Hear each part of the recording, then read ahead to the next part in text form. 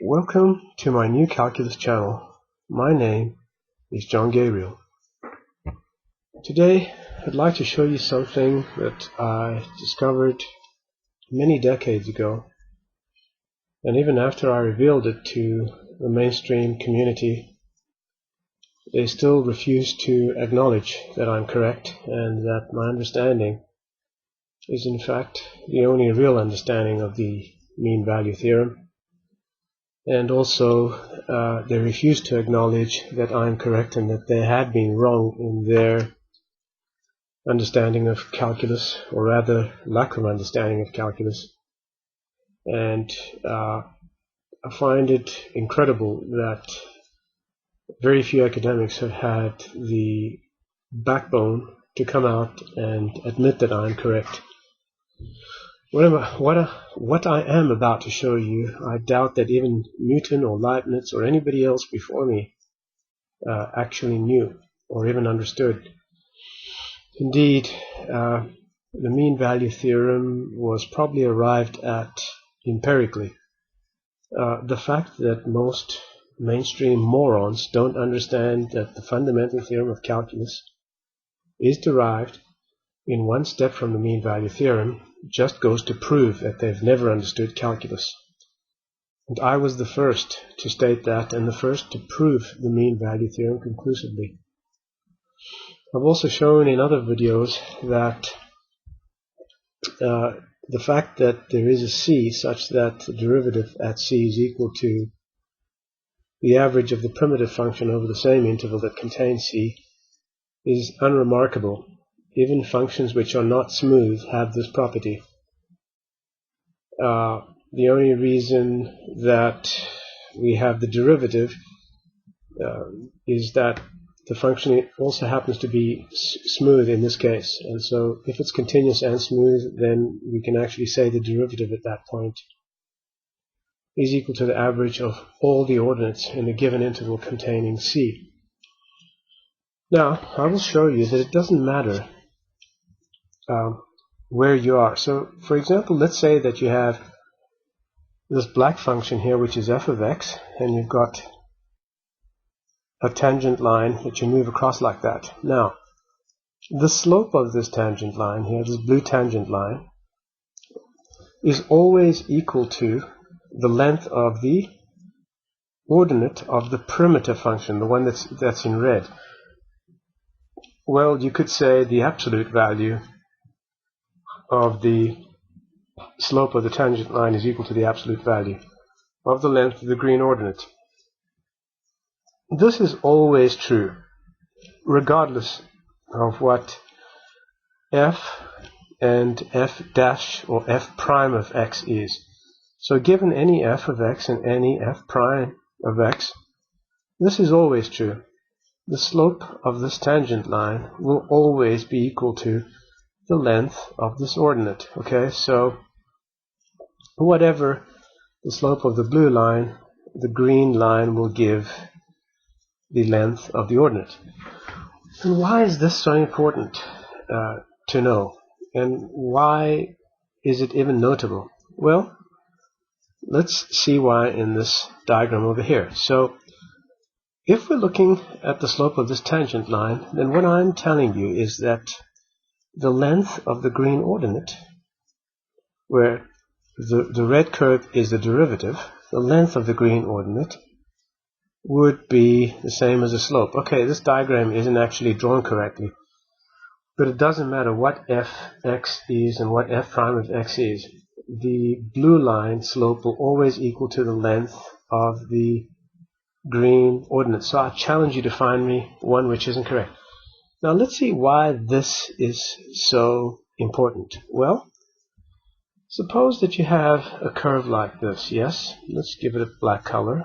Let's just take that out there and use black so that you can see what I'm doing. Okay, so you have any curve, and that, let's call that f dash of x. Okay, so that means there is a primitive function. I should have actually made that red, but alright, let's make it red to be consistent. Let's do this whole thing again. So let's have a red function here, red So this will be f prime of x. And now what I'm going to show you is that if you have a given interval like that, then the way you calculate the area inside this particular space here, in this space here, is by first of all calculating the arithmetic mean of all the ordinates in this interval. Oops, it's supposed to be a straight line. Anyway, so you'd calculate the arithmetic mean of all the ordinates in this interval. How can you do that? Well, if you don't have a problem with the fact that the mean value theorem states f dash of c is equal to f of b minus f of a over b minus a, and what you could do is this. You could say, okay, well, let's draw in a couple of equal partitions, and these may not be exactly equal, but that doesn't matter. Something like this. And now let's calculate the mean of these here. Oops, that's supposed to be straight. So let's call this the mean between this ordinate here and this ordinate here. Okay, so that's mu1. This is mu2, and so on. So everywhere there you have a tangent. Well, not there. I'm sorry. I'm jumping ahead of myself. You'd have that on the black function, whatever the black function is, okay? The black function is a primitive. So over there you'd have a gradient. So I'm going to leave that out just to make things clear. But at any rate, you'll have an arithmetic mean between these two ordinates and these two and these two. And what you'll see happening is that when you add up all these difference quotients, you'll end up with the fact that if this is A and this is B, that the arithmetic mean of all these is given by this. And that's pretty easy to see, because if you draw the function which is f dash of x, and you just look at the slopes of the tangent lines like that, then all you do is you rewrite the slopes of these tangent lines in this form, yes, in the finite difference form, and you take the sum of all of them. Well, there are infinitely many, you say. That's not a problem, because you'll find that the sum here is a telescoping sum. And so what you'll end up with after you write out this entire sum is just this particular difference quotient here. And so that will give you the arithmetic mean of all these ordinates under the curve f dash of x, or f prime of x, right? And once you have that, then all you need to do is just multiply it by the interval width to get the area, right?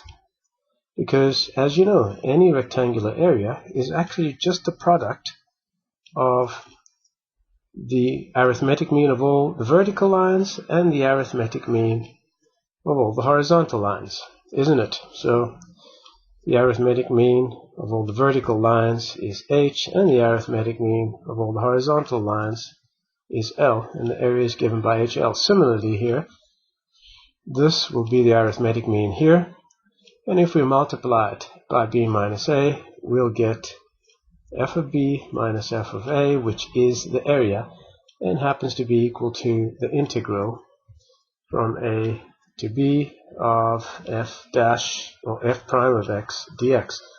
This here isn't an infinite sum of any kind, contrary to popular academic thought. Riemann was a fool who didn't really know what he was doing. A Riemann sum doesn't define the area under a curve. It's only an approximation. And if you take a careful look at what Riemann is doing, he's also doing exactly what I explained here.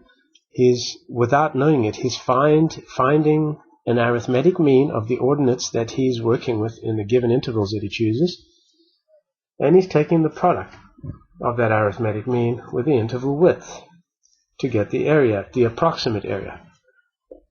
Now, you only get a precise area if an antiderivative function exists. In other words, if you're given any function f prime of x, then provided f of x exists, then you'll know that f can be used to find the area. Otherwise, all you're ever able to do is to calculate an approximate area or volume or hypervolume or whatever the case might be. Okay, so now I hope you've understood this, and I've written several articles which explain this clearly, and you can study them to see that what I'm saying here is actually correct. Has never been published in any textbook before, has never been understood by any academic. Not since the time of Isaac Newton did anybody understand the mean value theorem as I have. And yet, still today, you will find jealous and evil academics who will criticize me and reject the fact that I have actually understood the mean value theorem for the first time in history. And not only that, I've actually formulated an entirely new calculus, which is not based on limits, infinitesimals, or infinity. All those are ill-formed concepts. The new calculus is based solely on analytical geometry. Okay, so there is nothing in the new calculus that can be rubbished. You don't have any limits, you don't have illegal operations, you don't have to state theorems which require the limit in order to prove that limit exists, and the only way you can do that is by finding the limit either through guessing or some kludgy process, as Cauchy did in his derivative definition. So both Cauchy and Riemann actually failed to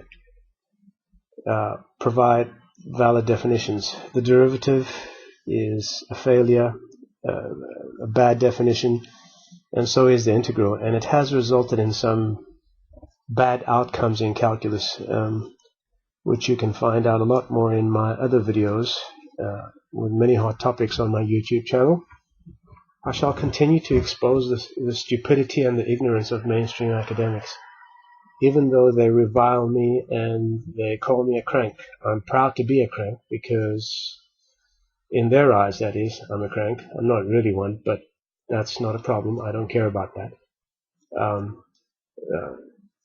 In 20 to 30 years' time, possibly maybe a little longer, the new calculus will be the calculus that is being used. Now, the new calculus, as I said, is not just a reformulation. It contains many new theorems and methods that are not possible using the flawed calculus. And some of these have been used very successfully in engineering, in computer software, in graphic design, in many different fields, anywhere from engineering to science to chemistry to physics. The new calculus has been used effectively and will continue to grow and will continue to be used. It is easy to learn. One doesn't have to spend an entire lifetime and still not understand, as most academics are a fine example of. I encourage you to visit my new calculus site and to watch my other videos. Indeed, the new calculus is the first and only rigorous formulation of calculus in human history. I hope you have enjoyed watching this video, and I hope to be able to share a lot more information with you in the near future. This is a New Calculus channel. I'm John Gabriel. Till next time, goodbye.